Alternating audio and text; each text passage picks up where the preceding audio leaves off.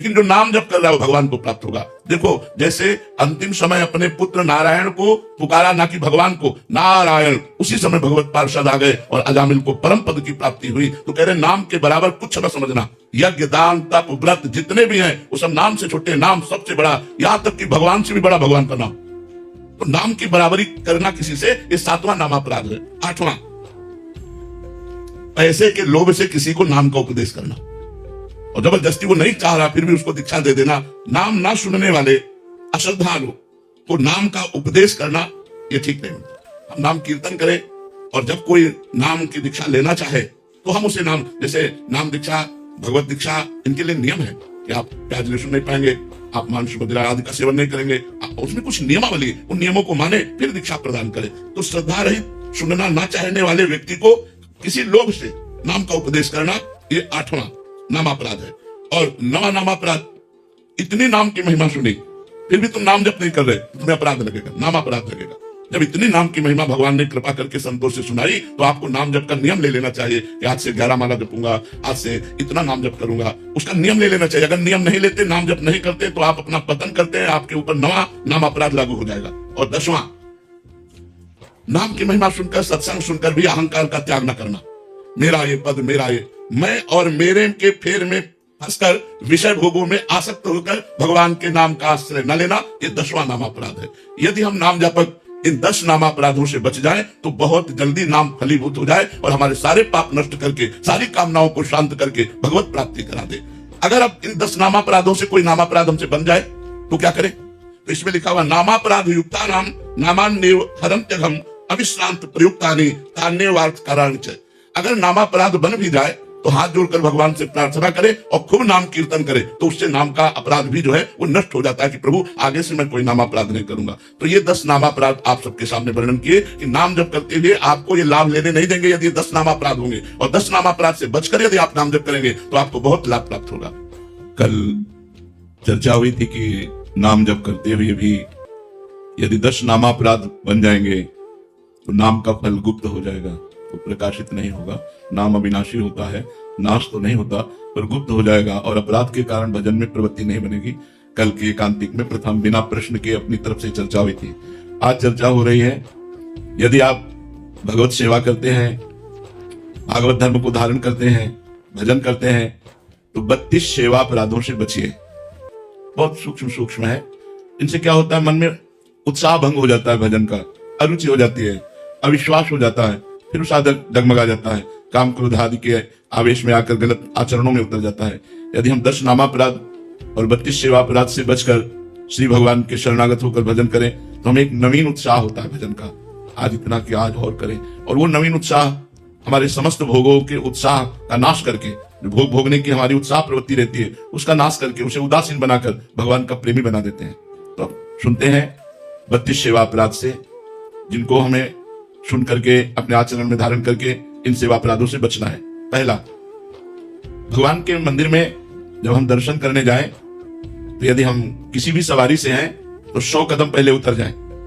इन्हें की सीढ़ी तक हम कार में, यदि अस्वस्थ हैं, आपके पैर खराब हैं, तब तो कोई बात नहीं है। यदि आपके पैर ठीक है तो 100 कदम कम से कम मंदिर से दूर उतर जाएं गाड़ी से, और वहीं से नमन करें और पादुका उतार दें अपनी, नंगे पैर वहां जाएं।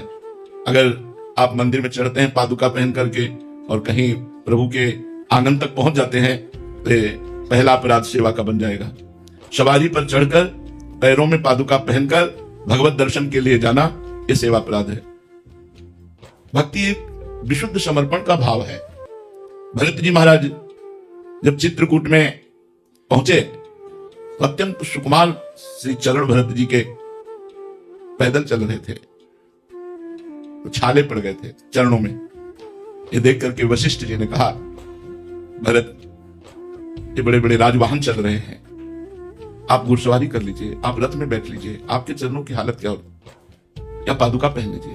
भरत जी ने जो उत्तर दिया, सिर भर जाऊं उचित मोरा, सबसे सेवक धर्म कठोरा। प्रभु,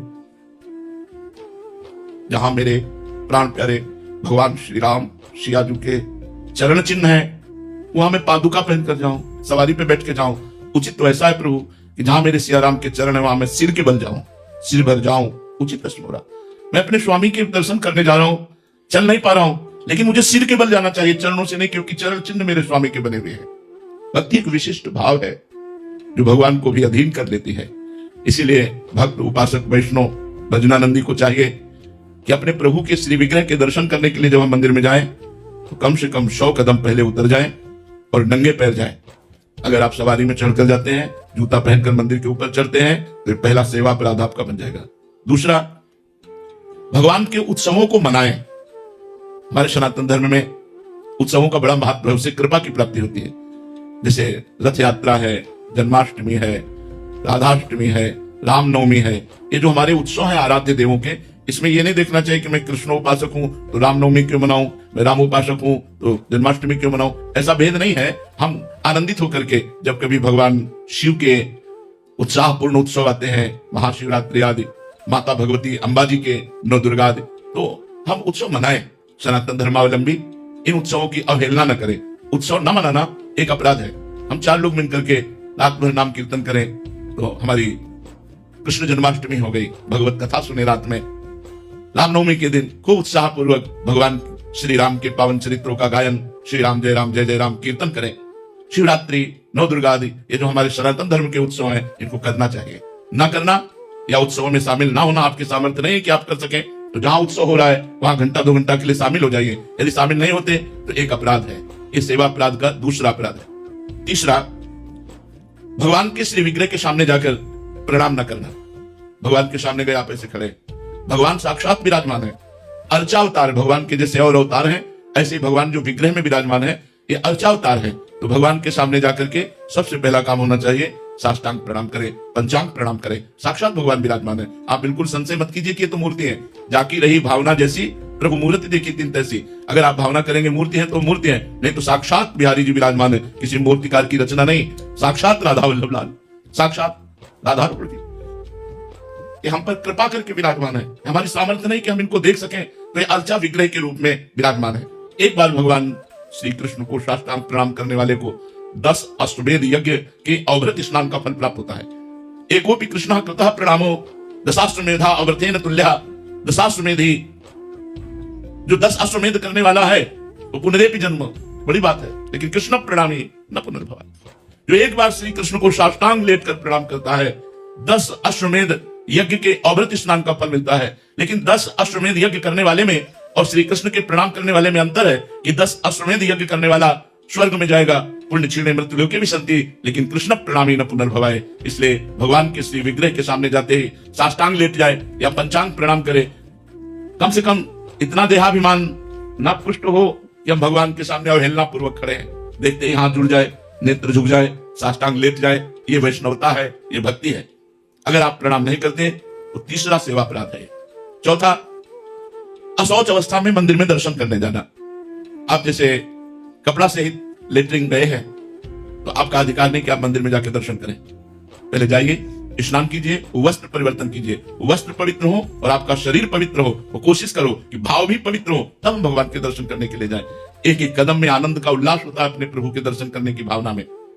यदि आप खड़े खड़े लघुशंका करते हैं, आपके वस्त्रों में पेशाब के छींटे पड़ते हैं, आप अपवित्र हैं, मंदिर जाने की योग्य नहीं है, इसीलिए बुद्धि भ्रष्ट हो जाती है, कोई भाव नहीं आता, कोई अनुभव नहीं आता। मैं आपसे सच्ची कहते हैं, प्रभु के जो श्री विग्रह है, हमने अब वो सब बातें नहीं बताई जाती, मतलब ये साक्षात हैं। आपको हम ये कह रहे साक्षात हैं, एक एक बात आपकी सुनते हैं, एक एक बात देखते हैं, कैसे तुम्हें बताएं।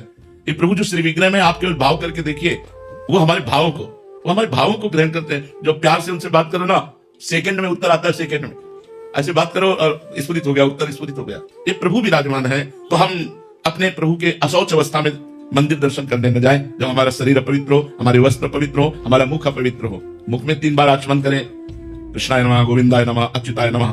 दाहिने अंगूठे से ऐसे करके हाथ पैर धो के पवित्र होकर भगवान के दर्शन करने जाए। अपवित्र दशा में वस्त्र अपवित्र, शरीर अपवित्र, मुख अपवित्र, ऐसी दशा में भगवत दर्शन करना अपराध माना जाता है मंदिर में जाकर के।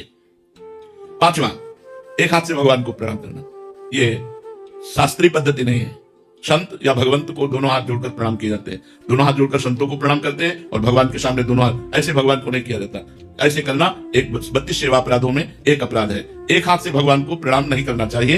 ये 5वां अपराध है जो एक हाथ से प्रणाम करते हैं।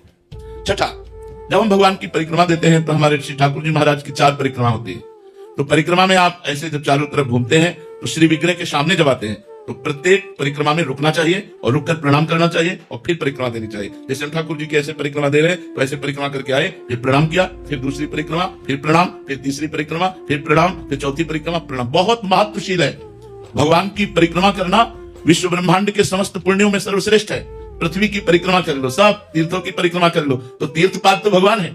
भगवान की परिक्रमा कर ली, सबकी परिक्रमा हो गई। अगर 4 परिक्रमा श्री भगवान के मंदिर की कर ली, पूरी पृथ्वी की परिक्रमा हो गई। क्योंकि जितने तीर्थ हैं संत और भगवंत के द्वारा ही प्रकाशित है और संत भगवंत से है और भगवान स्वयं प्रिया प्रीतम विराजमान, उनकी जब परिक्रमा कर ली तो सबकी परिक्रमा हो गई। 4 परिक्रमा और ऐसे रुक करके जो बिना रुके हुए ऐसे घूमते रहते हैं वो 32 सेवा अपराधों में ये 6ठा सेवा अपराध है। 7वां, श्री भगवान के श्री विग्रह के सामने पैर फैला के बैठना। मानो आपकी गांठों में दर्द है, आप मंदिर में बैठे तो भगवान के सामने ऐसे पैर फैला दिए, ये अपराध है। आपकी पुण्य नष्ट हो जाएगी। अगर आपके पैर दर्द करते हैं तो आप खड़े खड़े या बैठे बैठे जैसे बने दर्शन कर लीजिए, हट जाइए सामने से। उनके सामने ऐसे जो नहीं जानते हैं और पैर ऐसे सामने फैला दिए, वो अपराध है। भगवान के श्री विग्रह के सामने ऐसे पैर करके फैलाना, ये 32 सेवा अपराधों में 7वां सेवा अपराध है। 8वां, भगवान के श्री विग्रह के सामने घुटने लपेटकर हाथों से बांध कर बैठना। ऐसे जो घुटने ऐसे कर लेते हैं ना लोग, ऐसे ऐसे वो 32 सेवा अपराधों में 8वां। यही सब हमारी बुद्धि को भ्रष्ट कर देते हैं। बोले मंदिर गए लेकिन कोई लाभ नहीं ले पाए, तो ये सावधानियां हैं। 9वां, श्री भगवान के श्री विग्रह के सामने बैठ गए और जपना चाहिए मंत्र धीरे धीरे। आलस्य, प्रमाद, सोना। अगर आप श्री विग्रह के सामने सो रहे हैं तो आपका अपराध बन रहा है। मत सो, 1 सेकंड भले ही दर्शन करो, निकल जाओ मंदिर से, तो अपराध तो नहीं बनेगा, 1 सेकंड के दर्शन का तो लाभ मिलेगा। 10वां, श्री भगवान के श्री विग्रह के सामने कुछ भी पाना, जैसे आपको कुछ भी मिला तो विग्रह के सामने से हट जाइए और फिर प्रणाम करके प्रसाद है, जो भी चरणामृत है, जो भी, वो सामने से हट जाइए। उनको देखते हुए ऐसे सामने ऐसे नहीं पाना, जो भी मिला है सामने से हट जाइए, एकांत होकर पा लीजिए, हाथ प्रक्षालन कीजिए, फिर दर्शन के लिए आ जाइए। 11वां, भगवान के विग्रह के सामने झूठ बोलना कभी नहीं। एक तो वहां बात ही ना करे, अगले में आएगा, लेकिन भगवान के सामने कभी और गुरुदेव के सामने, ये 2 जगह कभी झूठ नहीं बोलना चाहिए। महत्व अपराध है। हमें चाहे जितना बड़ा दंड मिलेगा, हमने गलती की है तो अब की है, अब चाहे मुझे क्षमा कर दो, चाहे दंड दो। वैसे तो कहीं झूठ नहीं बोलना चाहिए, पर अगर कहीं हमसे झूठ बोल जाता है तो हम जब भगवत आराधना करते हैं तो भस्म हो जाता है। लेकिन भगवान के सामने अगर झूठ बोले मंदिर में, गांव में भी किसी बात का प्रमाण लिया जाता था तो बोला जाता था आप मंदिर में चढ़ के बोल दो, हम मान जाएंगे। तो अगर मंदिर में आप हैं तो झूठ कदापि मत बोलिएगा, इतना ध्यान रखिएगा, नहीं वो अपराध बन जाएगा। भगवान के श्री विग्रह के सामने झूठ बोलना। 12वां, श्री भगवान के श्री विग्रह के सामने किसी को जोर से पुकारना, ऐसे, क्योंकि सरकार विराजमान है। अगर किसी को भी बुलाना है तो सामने से हट जाइए और उसको छू कर बुलाइए, या धीरे से उसको स्पर्श करके, कोई बात कहनी, आवाज जोर दे करके मंदिर में नहीं, आवाज जोर दे करके बुलाना भगवान की अवहेलना होती है, वो अपराध बनता है। भगवान के श्री विग्रह के सामने आपस में प्रपंच की बात करना। 13वां, अब बैठे हैं बातचीत कर रहे हैं, भगवान के श्री विग्रह के सामने पंखा चल रहा है बड़ा आराम से, और भगवान के श्री विग्रह के सामने व्यर्थ की, गांव की, रिश्ते नातों की, आने जाने की, प्रपंच की बातें कर रहे हैं, ये अपराध है। भगवान के सामने बैठकर अगर कुछ कर रहा है तो पद गायन करो, भगवान की महिमा, देखो ठाकुर जी कैसी सुंदर पोशाक पहने, आज उनके चरणों में पायल कितने सुंदर है, उन्हीं की शोभा का वर्णन करो। प्रपंच की बात नहीं, या तो मौन होकर नाम जप करो और या तो भगवान की चर्चा करो। हमें लगता है मौन रहकर नाम जप करना सर्वोत्तम बात रहेगी। श्री भगवान के श्री विग्रह के सामने चिल्ला चिल्ला कर उलूल जुलूल बात करना, मतलब ऐसे ऐसा वैसा ऐसा, मंदिर में बहुत सावधान। 15वां, श्री भगवान के श्री विग्रह के सामने किसी को दंड देना। मान लो आपकी जेब ही काट ली है, आपकी जेब काट ली, माना उस आदमी को पकड़ लिया, ठाकुर जी के सामने दंड नहीं देना, इतनी मर्यादा रखनी। और 16वां, श्री भगवान के श्री विग्रह के सामने किसी को पीड़ा भरे कट वचन बोलना, मतलब गाली गलौज, ऐसे गंदे वचन बोलना, या ऐसा सापित वाली बात करना, ऐसा कुछ भी बोलना। या श्री भगवान के श्री विग्रह के सामने किसी पर कृपा करना, नहीं सरकार विराजमान है, वो मान लो कोई कह रहा है कुछ भी आशीर्वाद, वो प्रभु विराजमान, उनसे बात करो, इसमें चुप रहो, शांत। श्री भगवान के श्री विग्रह के सामने निष्ठुरता भरा व्यवहार करना। 19वां, श्री भगवान के श्री विग्रह के सामने कंबल ओढ़ करके जाना। सर्दी का समय है तो मान लो एक लोही एक चादर ऐसे डाल लिया, वहां मार कंबल ओढ़कर भगवान के सामने जाना निषेध करता है, शास्त्र निषेध करता है। श्री भगवान के श्री विग्रह के सामने किसी की निंदा करने लगना। भगवान के विग्रह के सामने मौन बहुत जरूरी है। जब आप दर्शन करने जाए तो सीधे आंख मिलाया और दर्शन करते रहो, आंख नीचे किया, मंदिर से बाहर बच गए, कोई अपराध नहीं लगेगा। श्री भगवान के श्री विग्रह के सामने किसी को स्तुति भरे वचनों से बोलने लगना, अरे भाई आप क्या गाते हैं, आप बहुत ऐसा वैसा बातचीत करने लगे, उसकी बड़ाई करने लगे। स्तुति का मतलब होता है किसी की बड़ाई करना, वो दोष है। श्री भगवान के सामने अश्लील शब्द बोलना। श्री भगवान के श्री विग्रह के सामने अधोवायु छोड़ना। अब जैसे ये एक शारीरिक प्रक्रिया है, आप मंदिर में हैं, आपको अधोवायु को तो समझ लेना, तो उस वायु को जब वेग आता है तो कहीं भी वो छोड़ देता ना, तो भगवान के श्री विग्रह के सामने नहीं, सीधे निकलो मंदिर से बाहर, यानी श्री भगवान के श्री विग्रह के सामने छोड़ दिया तो 32 सेवा अपराधों में है श्री विग्रह के सामने आधे वायु का त्याग करना। और 24वां, शक्ति रहते हुए भगवान की साधारण वस्तुओं से सेवा करना। जैसे आपके पास को भगवान ने दिया है तो उत्तम उत्तम भोग लगाइए, उत्तम पोशाक पहनाइए, उत्तम आभूषण पहनाइए। ऐसा नहीं कि आप खा रहे हो हलवा और चाय और पकौड़ी और भगवान के सामने चिरौरी रख दिया, ये ठीक नहीं है। प्राय लोग इस बात को नहीं समझते हैं, चिरौरी बिस्कुट ये भगवान के सामने आप गरम गरम हलवा पकौड़ी खा रहे, नहीं भाई, पहले गरम गरम बने ठाकुर जी के सामने अर्पित करो। तो उत्तम उत्तम पदार्थों से, उत्तम उत्तम पोशाक आभूषणों से श्री ठाकुर जी की सेवा करनी चाहिए। 25वां, भगवान को निवेदन किए बिना अगर आप जल भी पीते हैं तो आपके सुकृतों का नाश होता है। गीता में भगवान ने कहा मुझे अर्पित किए हुए बिना जो भोजन पाता है वो पाप पाता है। तो कोशिश करो भगवान को भोग लगा करके ही पाओ अपने घर में जो ठाकुर है। और आप जहां नौकरी करते हैं या आप व्यापार करते हैं, ऑफिस में जाते हैं, तो 1 मिनट के लिए आप धैर्य रखिए, अपना टिफिन खोलिए और आंख मूंदिए और भगवान का चिंतन कीजिए और कहिए हे प्रभु आप भोग लगाइए और बस अपने ठाकुर की जयकार बोलिए। जो भी आपके इष्ट है, जैसे अपने लोग राधा वल्लभ लाल की जय धीरे से बोला और बस फिर प्रसाद पाने लगे। मानसिक भगवान को तो भोग लगाए, जल है अंदर से राधा वल्लभ लाल की जय, प्रभु हमारे हृदय मंदिर में बैठे हो आप पाओ। बिना जयकार किए, बिना अर्पित किए हुए एक बूंद पानी भी ना पियो, देखो आपकी बुद्धि कितनी निर्मल हो जाएगी, कितना भजन में रुचि बढ़ेगी। जो लोग कहते हैं ना भजन में रुचि नहीं बढ़ती, तो मनमानी चाट पकौड़ी ऐसे दुकानों में खाते घूमोगे, भजन बढ़ेगा। बिना भगवान को अर्पित किए हम कहते देखो तुम्हारा मन है आज हम, चलो ठीक है आप ले लो, मान लो वही दुकान पे खाना है, आंख मूंदिए और भाव में आए कि हे प्रभु मेरा मन मतलब आप गोलगप्पा पाना चाहते हैं, राधा राधा राधा वल्लभ लाल की जय, हर गोलगप्पा में राधा बोलिए तो आइए देखो आपकी बुद्धि शुद्ध रहेगी, बुद्धि भ्रष्ट नहीं होगी। ऐसे तो फिर मनमानी करने से बुद्धि अपवित्र हो जाती है। 26वां, ऋतु का जो फल है वो जरूर भगवान को भोग लगाना चाहिए। अलग अलग ऋतुओं में फल आते हैं, अलग अलग ऋतुओं में शाक आते हैं, तो शाक फल आदि उत्तम ये ऋतुओं में। आज ठाकुर जी प्रसन्न होते हैं। एक बार चोखा मेला जी महाराष्ट्र के थे, तो ठाकुर जी की आराधना में तो बड़े उच्च कोटि के भावयुक्त महापुरुष थे, तो बाजार जा रहे थे घर की वस्तु लेने, तो देखा केले का ऋतु था, नए नए केले इतने बड़े बड़े पके, तो उन्होंने कहा कि सामान क्या लेना, ठाकुर जी के लिए केला ले लेते हैं। और केला लिए और मंदिर में दरवाजे पर जाकर के आवाज लगाई और भगवत पार्षदों को कहा विठ्ठल भगवान को भोग लगा दीजिए। आज इन्होंने हमें प्रेरणा की कि केला, बोले तेरे केला कौन भोग लगाएगा। तो उन्होंने एक तरह से अपमानित करके उनको बड़ा दुख हुआ, आपने हमें प्रेरणा क्यों की, और प्रेरणा क्यों, अगर प्रेरणा की तो आपने मुझे ये धक्का देके बाहर क्यों, ये क्या लीला है आपकी।